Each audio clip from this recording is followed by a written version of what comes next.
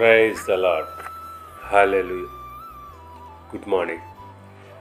ఈరోజు దేవుని వాగ్దానము కీర్తనల గ్రంథము 112వ కీర్తన 9వ వచనము.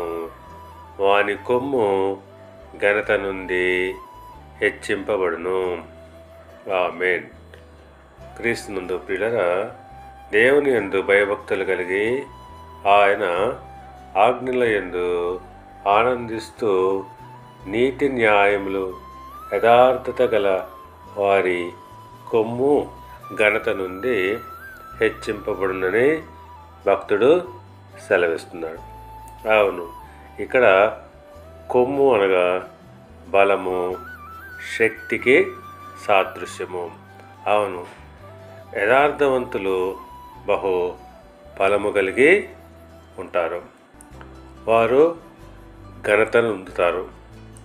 అందును బట్టి హన్న ఈ రీతిగా ప్రార్థిస్తుంది.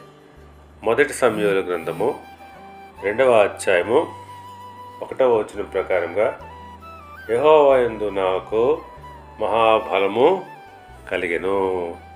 అవును, ఎవరైతే దేవుని యందు ఆనందిస్తుంటారో అట్టి వారికి దేవుడు గొప్ప శక్తిని, బలాన్ని అనుగ్రహిస్తాడు.